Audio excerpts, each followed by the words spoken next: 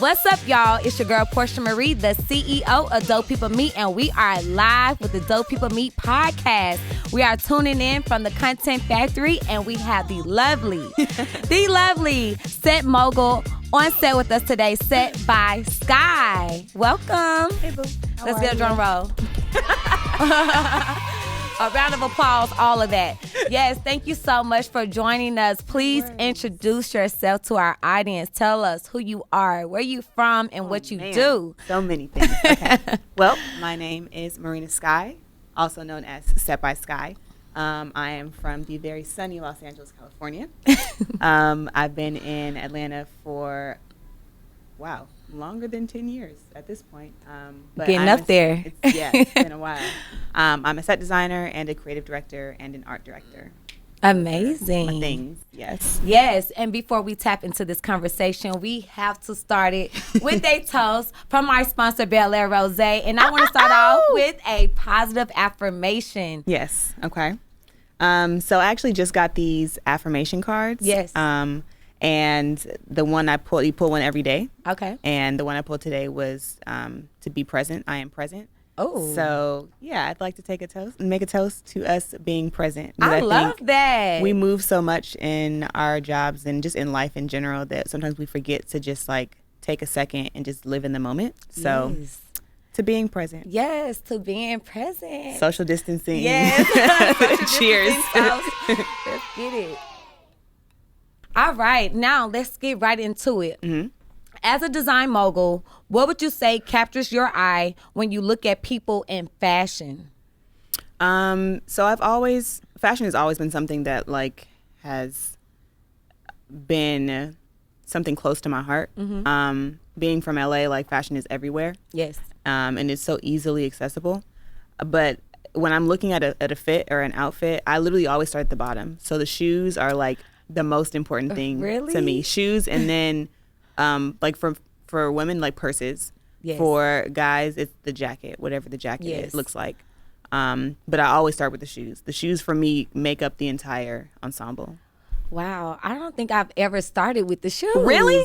I think I start with the fit and make the shoes work with the fit. Wow. That is crazy. Yeah, I will say this. Unless it's a pair of shoes I really want to wear, now I am piecing it together to match the shoes. But I don't think I ever start from the bottom. I always start at the top. That is so funny. I remember we were going somewhere. Some concert. Oh, the K-Camp concert. Yeah. And you were like, I really want to wear these shoes. I don't know what else is going to go with the outfit, but these shoes have to go. So let me figure something out. That was so funny. Yes, that is so funny. I didn't realize that I was real focused on them shoes. You were adamant, yeah. That is crazy. So have you ever been like out and about? You could just be kicking it with friends and you ever saw a space and you was like, yo, that would be dope to produce this type of content in that space? I remember last year or 2 years ago, I was on tour with Jidenna, and we were like in Colorado or something. And there was this beautiful open field, like just a meadow. And I was like, something has to be here. Like, this is such a beautiful set. It could be like a music video or even like a live performance, similar to like what Kanye's doing with Sunday Service. Yes. Like, it was just beautiful. So yeah, I always look at spaces and kind of see if there's potential for something in them. Okay. Because I know I'd be out and about and I'd be like, oh, I can do a Dope People Meet event right here, you know, and I'm always trying to see like, okay, who's the owner? Who do I tap in with? You know, so I think that's pretty cool. Now, let's speak of influences. Who would you say are your biggest influence from the world of art and design? So there is an amazing spatial architect / set designer. Her name is Ez Devlin. She is from the UK, but she's responsible for all of like Watch the Throne tour, like all the live show for Beyonce, for Jay-Z, and for Kanye. So all of those beautiful experiences that you see when they go on tour, there's a woman behind that. Wow, and that is dope. It's amazing. There's an amazing show on Netflix called Abstract, and the first season of Abstract, it like dissects like artists at the top of their field. So it dissected her life basically and the way she thinks, and it's just fascinating to hear her come up with a concept, the way her mind works. So she's amazing. I gotta check her out. I'm so inspired dope. by her. She's fire. And then there is a Black woman by the name of Ruth Carter. I am speaking it into existence. I am manifesting this collaboration. I need to work with her. She's the woman. She's a costume designer, though. But she is the costume designer. She's responsible for all of, like, she's Black Panther. She's responsible for, like, every Black movie that you've seen in the past probably 25 years. She's probably done the costume design for. That is so dope. She's absolutely amazing. And just Black Panther alone, the costuming in there makes so much of that movie. So she's fire. So That's she's an super inspiration dope. for sure. You definitely gonna have me tapping into Netflix tonight because I love. Oh, she's on season 2. Season 2, really? Mm-hmm. See, that's dope. Ruth and I Carter. love to see women moving in the industry and getting the respect. She's fire. You know, and being able to really be in a creative, mindset in a safe space. You know what I mean? So I think that's super, super dope. Yeah. Now let's talk about trends. You know, this year has been the year of trends. So this year has been the year of so many things. Okay. It's been such a strange year. But yes, okay, trends, yes. What are the 3 latest trends in the set design world? You know, I've been watching I've been seeing a lot of bold color being used in set, and not even just set, but I mean like set and fashion, because they kind of play in the same world. But specifically set design and interior design, like people are using a lot of bold colors lately. So a lot of primary bold colors. And then they're combining that with shapes. So it'd be like bold stripes or bold stripes and circles on a wall, or like physical objects that are used in a set. So that's the biggest trend I think I've seen, is just bold colors and then shapes, and then bold colors and shapes together. Yeah, I have been seeing it a lot lately, especially like I guess with interior designers. Yep. They have really been bringing to me like a whole new wave of designing a home. Yep. I have my sister-in-law. She is amazing at it, and the way she just put colors and shapes and symbols and things of that nature together. I'm like, yo, you are dope, okay? And I'm like, you definitely have to design my mansion as soon as I get it, because she is so dope. But it's crazy that is one of the biggest trends that I have been seeing lately. Yep. Now, like when it comes to you creating a theme inside of a space, how do you decide on that theme per room or per space? You know, so much of my job it depends on so many factors. Like, sometimes the client comes to me with the vision, and then the client and I together flesh out the rest of the concept. And sometimes they just come to me and they just want me to do whatever.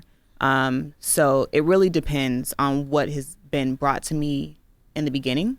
And then I kind of go from there. It really depends. So what do you prefer? Do you prefer someone to come with you with an idea, or would you rather be able to create from scratch? In my experience, I think me probably 2 years ago would probably say I would prefer them just give me full domain.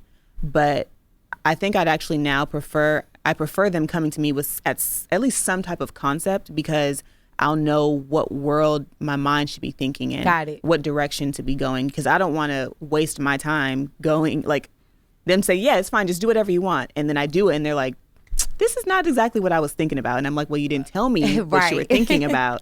So I'd much prefer them to give me type of a concept beforehand. Yeah. And speaking of time, how do you determine your worth per project? So that was the most difficult part in the beginning stages of building my brand and my business. It was so hard for me to figure out, like, because I love this so much, I love what I do. For a long time, I felt like I was cheating people by charging them anything because I love it so much. And I had to quickly get out of that, because that does not pay my bills. So, but I charge hourly.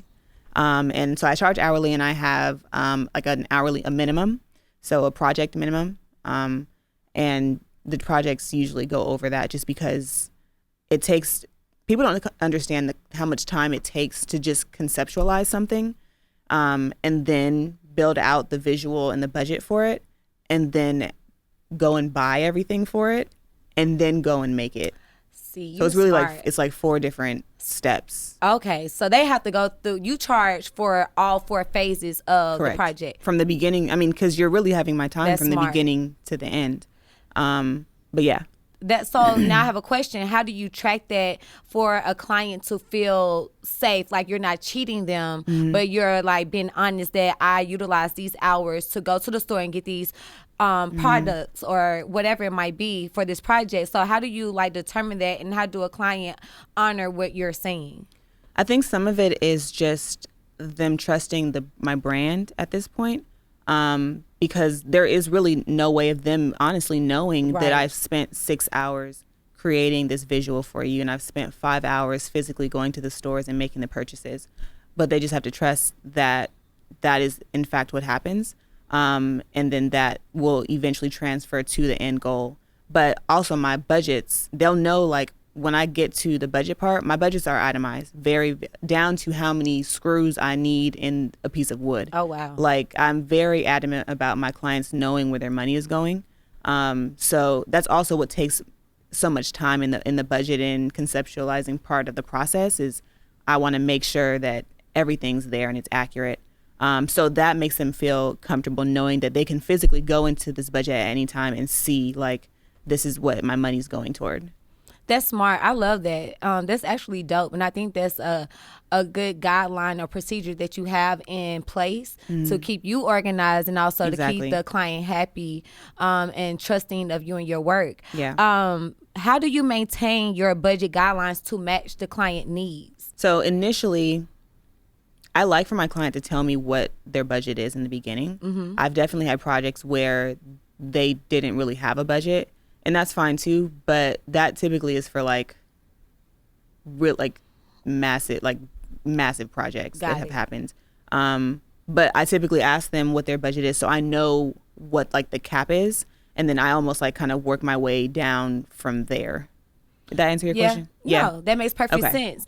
And so when it comes down to managing the deadlines, how are you able to, I guess, rush a project and still have accurate solutions? Because we know how this industry works. You know, a lot of times people come to you with an idea and they want to produce within the next 48 to 72 hours. And you're like, okay, you want me to do the best job possible, but you just gave me this job like 24 hours ago. So how does that work for you? I don't take those. You don't take those? No. So what is like the time frame, the minimum time frame you allow a client to come with you for? And let's be clear, I don't take those because I don't want to rush the process, and I don't want to rush. When you rush things, then you end up forgetting steps. Got it. And things look sloppy. And so I'd much prefer not to even do that. I'd much prefer my client to be mad that I'm pushing it to like 3 weeks as opposed to 48 hours, and then know that the product is going to be good. And so typically, to answer your next question, the second question, I do not like to accept projects less than 3 weeks out. Got it. There have been situations where people have called me. I know. People have called me and I've had to pull rabbits out of hats. I literally, a week and a half ago, got a call from Usher's people. Wow. And they were like, hey, can you travel? And I'm like, possibly. What's up? And they're like, we have a project that we need to get done in a week in LA. And I was like, okay. But I mean, it was like, that's a dream for me. Like I love Usher so much. He's amazing. So I just had to figure that out. But right. Okay. But as like, we all would have. Yeah. But even with that, like, it was crazy. Literally, like, everything happened in a week. I had to create the concept, create the budget, get it approved, take a COVID test, fly to LA. As soon as I got to LA, take another COVID test. Goodness. Go downtown, buy all the materials, prep everything that night, wake up the next day, make the set, take another COVID test. Oh my gosh. And then the next day it was shot and I broke everything down and flew back to Atlanta. Wow. Yeah. So it was stressful. It was an amazing experience. but that doesn't happen very often now. So I prefer to have 3 weeks in advance. Got it. Yeah. So now how do you measure the success of a design? Like, how do you know this is a complete project? You know, I never really know when things are complete. Sometimes it just kind of like, it's like a switch that goes off. It's like, yes, stop. Don't add anything else to this. This is it. But then also, like, a lot of times I ask my client, because ultimately, like, I want them to be happy as well. Right. So as long as there's a collaborative effort, they're there and they feel comfortable with it, then I kind of know, I can gauge how much to add, how much to take out, and when to stop. Got it. I think that's dope, because a lot of people don't like the client to see the project until it's complete fully, you know, before bringing on other eyes onto it. So I think that's cool that you allow them to be a part of the process. Yeah. Because I know I'm the type to be like, you got to wait till I finish. I don't want your opinion at all until I am done. Well, but it also, the nature of my projects are like process based. So for when I do music videos, like the director's there. And so the director is the person who typically is coming up with the video treatment or the concept that I'm actually executing. So they're there kind of watching to make sure it, you know, looks the way we both want it to look. I also, when I send my budgets, I create a visual. Got it. So I make almost a blueprint of exactly where things are going to go. And it's literally a blueprint for me the day of execution. And it's basically a proof of concept for the client, and then it's a blueprint for me when I get there to like put this there, and it just makes things a bit easier. Got it. Okay. Yeah. So, like, how do you stay motivated and productive in high pressure situations? Because we know it's so easy to get distraught and be like, you know what, I'm tired of this. I'm about to throw this shit in the trash. You know, I'm over this. So how do you stay motivated? Is it music? Do you dance? Do you fight? Punch? Like, what do you do? What do you do to stay motivated in these high pressure situations? I've had to, because this year has been so interesting, I've had to really explore additional ways to like de-stress and to, one, de-stress, and then two, be motivated, stay motivated or be motivated. Got it. So to de-stress, I do hot yoga. Yes, I've been wanting to do that. Oh my gosh, I'm gonna take you next week. Please take me with you. There is a Black-owned hot yoga studio called 7 Yoga, owned by two of my friends. They both went to the AUC, went to Spelman, one went to Morehouse, and it is amazing. I live by it. Yes, I want to go. I love it so much. So to de-stress, I do like I'm active. So I do hot yoga. I rock climb, indoor rock climbing. I'm like a outdoorsy hippie type of person, so I hike and all types of stuff. Me too, Skye. What? Why we don't ever? I don't know. We never had this conversation. Girl, I love the outdoors. I'm a nature girl. You know, first of all, I'm from the country. I'm from West Memphis, okay? So it's very, I'm from Arkansas. Okay. Some people like to say Arkansas, but honey, I'm from Arkansas. So listen, where you go outside and walk on the ground and not trip about it, that's me, okay? Yeah. I did not. Okay. So we have to go on hikes. Yes. We have to do a whole bunch of stuff. Yes. So that's the de-stress part. The motivated part, I watch a lot of documentaries. I'm fascinated by the way other people think, and so that is one of the ways I kind of stay motivated, because it's just inspiring to me to see how one person can get from A to Z, like all of the processes that were in the middle of that. So watching other people's stories inspires me. So that keeps me inspired. I also am addicted to Pinterest. Oh, we know. Addicted to Pinterest. Pinterest inspires me so much. So probably those two, like watching people's stories, reading people's stories, and then also watching things that are just beautiful. So things that are, the cinematography is beautiful. There's a movie called The Grand Budapest Hotel that is amazing. The colors in it are amazing. The shapes that the director uses are amazing. Like the general concept is beautiful. So that's an inspiring like movie for me. So film, documentaries, outdoors, basically. Got it. Makes sense. That makes perfect sense. Now, when we know you're amazing at your job. Thank you. Okay. But now we know we have those clients that give us a hard time. Mm-hmm. Now, has there ever been a time where a client challenged your idea? How did you convince them that it was the right fit for their brand? That's a really good question. I get challenged all the time. All the time. And 80% of the time, I welcome and am actually happy that they challenge the concept, because if they're doing it, as long as they're doing it obviously in a tasteful manner, it helps me grow. And this is also why that I give a time period of getting things done, because like challenging a concept with 48 hours to complete is a very different situation than challenging a concept and having like a month to complete it. So I welcome the challenge. And then it really just depends on what it is. Like we'll go back and forth. A lot of times, ultimately, my client trusts my vision. Mm-hmm. And so and typically I'm not like a combative person. So if I give feedback or I give pushback, it's because I either know I've done this before, or if I've experienced this particular situation before, or I just know that it's not going to work out the way that they want it to work out. And typically they'll understand and they'll just let me do it. Basically. What would you count as your most challenging project to date? Honestly, I know it's a million of them, but every project is challenging in a different way. Whether it's not having enough time to complete it, or the client changing the concept because they don't really know what they want. That happens a lot. Or with COVID, I've had like shipping problems. Oh yeah. With stuff being backed up. So like I'll buy something under the assumption that it'll be here in a week and it'll take 2 months. Oh wow. Which then pushes back my completion date.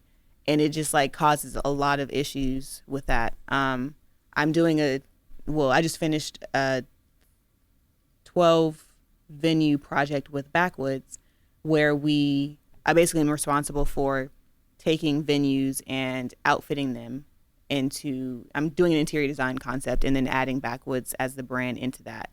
And so I did that for 6 venues out here, 2 venues in Miami, and some other places. All over the world, pretty much. But with that, like, the whole concept of shipping was very difficult, and it adjusted our timeline drastically, times 12 venues that we had. That's a lot. So yeah, it was very difficult. But honestly, there are difficulties with every single project. It just depends on what the concept is, really. And speaking of, working through COVID, I know you were working on Playhouse Atlanta. Yay! Let's talk about it, because I had the honor of, touring the space. You put on an activational experience with Jameson, and it was so dope to be around so many dope women in a space where it was safe and to just enjoy each other and have true women empowerment in one space for real. No, it was super, super dope. So let's talk about it, because each room was an experience, and I'm just like, who thinks of this shit? Like, really, this is what you gonna do in this room? Okay, I know. So let's talk about that, because stuff. That place is amazing. Thank it you. is an Airbnb listing, so if you guys out there hear it, book Playhouse Atlanta. Designed by Skye. But let's talk about that, because it is truly an experience. Thank you. So the client, so I have a client who bought that house, but because of the area, he felt like he couldn't rent it out right now. So he was like, well, I bought it for a good price, but I want to do something with it. I don't want it to just sit here. Can you create something with it so I can just put it on Airbnb? And I was like, sure.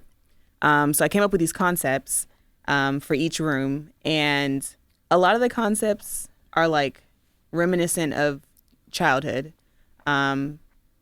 And I guess I was just a very vivid child. I had a very vivid imagination, because like the teddy bear couch is something that I have always wanted in my life. And I never had a client that would say yes to this. I have pitched this teddy bear couch like 6 different times. And Really? everybody's like, no, absolutely not. This is ridiculous. I don't want to do it. Not as ridiculous. Yes. And then I pitched it for the living room and this to the client. I was like, so how do you feel about teddy bears? And he was like, they're cool. Like, what? And I was like, how do you feel about a lot of teddy bears on a couch? And he was like, that sounds really weird, and I actually fuck with it, so let's do it. And that's hard. But then I did it, and it took me 4 days. Oh, wow. Because I hand-stitched every single teddy bear. Oh, my gosh. And I did not know what I was getting myself into. What do you not do? That was like, by the halfway through the couch, I was like, I literally cannot stop, but I really don't want to do this anymore. That happens to me a lot. I like come up with these crazy ideas, and then they have to happen, and then I kick myself at the end. But so each room in that space is a different vibe. The living room is teddy bear themed. We have a candy room in there. We have a 70s room that's like you're living inside of a lava lamp. There's an Elizabethan room. There's a vintage bathroom, like a pinup bathroom, and then there's cute. a 90s. There's so a 90s cute. room in there too. It was just fun. It was fun to be able to have a client that trusted my vision. And again, I created these mock-ups, so he knew exactly what the rooms were going to look like. And we went back and forth on some things, which is understandable. Because sometimes I think about concepts and I'm not thinking about them from like a practical standpoint. I'm thinking about them from a creative standpoint. Right. But because I'm also a businesswoman, I have to kind of reel myself back in from the creative part. So we went back and forth on some concepts, but ultimately it was amazing. Dope. Now, all the way up to this point, because you have done so much, what would you say is the most rewarding on this journey to date? I did an activation for 21 Savage last year or 2 years ago for his album, I Am Greater Than I Was. Yes. Where we took over a motel. In another company, took over a motel, and we basically put the songs in the rooms. So each room in the motel was a different song on the album. That was very rewarding because that was the first project that I did that, like, it won me a Clio award, which is like a huge ad agency award. And it was something that it opened my mind up to the concept of being able to get awarded, like internationally awarded for these types of activations that I do. So that was an amazing feeling. And his label applied for the award. I had no idea that was even a thing. So being able to do that was amazing. And then also the Trap Music Museum, like being able to see, that was supposed to be a 2-month activation. It's been going on for 2 years now. So amazing. Both projects I got to witness. So amazing. Thank you. So, and even with the Trap Music Museum, like being able to see, we had people from like Tokyo come to see it like last year. And it was just crazy to see how like the legs that project had, because when we were making it, we worked 6 months, probably 7 days a week, like 13 hours, 14 hours a day. So we were so like in it, we had no idea the magnitude that it would affect, like how it would affect culture. Tip would just come in at like 3:00 in the morning with like C-SPAN or CNN, and we had no idea these people, who they were until like it happens on TV. But yeah, that one is rewarding just because it's still open and still people are still there experiencing it, loving it, talking about it. That's cool. It's definitely a big deal. Like I have friends that legit come down like, I'm going to the Trap Music Museum. I was like, okay, yeah, go it's ahead, like a child. thing. It's like I've been so many times. Go have fun, honey. But don't that's so ask me to go with cool. you. But I love people that. Come that's down how you and know want it's to very go to that. impactful. It's crazy. It's really every crazy. time. I promise Yeah. you. Anytime someone come down, they always talk about the Trap Music Museum, and I was like, I love that. Like, and to know my friend was a part of that is even more amazing. Yeah. Thank you. Well, we have come to the end. But, I'm not going to let you get out of here without a game. Yeah, we got to play a little game, a little 10-question game. Wow, that is a long game. Okay, it's not that long because you only have 10 seconds to answer, honey. Oh. And you get one pass. Do not break my rules. Oh, this is stressful already, Portia. All right. Are you ready? Okay. All right, here we go. All right. Do you sing in the shower? If so, what song? I pray in the shower. Oh, I know that's right. Yes. Yeah. Snap for that one. Okay, period. Yeah. If you could change anything about the industry, what would it be? That there are not enough women and women of color in set design. Love that. If you could be an artist for a day, who would you be? Sade. Sade? Yeah. First of all, y'all are twins. Yes. Okay, so it makes sense. I love her so much. I love her so much. Yeah. Favorite song of all time? She Wants to Move by NERD. Yes. If you had a superpower, what would it be? Ooh. I would be able to fly. Fly? Mm-hmm. That's different. Okay. If you were a beverage, what would it be? Ooh, a cactus cooler. Do y'all have that out here? No, you're not even from here. Yeah, you have it in the South, cactus cooler? Never heard of it. It's strawberry orange flavored soda. Sound good. My type of drink. Sound like my type of drink. Good. So good. Yeah, that would be that. If you could be a cartoon, who would you be? Susie Carmichael from the Rugrats. Okay, period. I know that's why y'all sleep look like. Or Pocahontas. Oh, that's your twin too. Okay, yes. makes sense. My native roots, yes. Shoes or jewelry? Shoes. Shoes. Year 2019 or year 2020? That's a really good question. I would probably still say year 2019 because 2020, even though I've had a lot of blessings in this year, COVID has really affected a lot. So got it. Probably 2019. All right. And last question. What's next for you?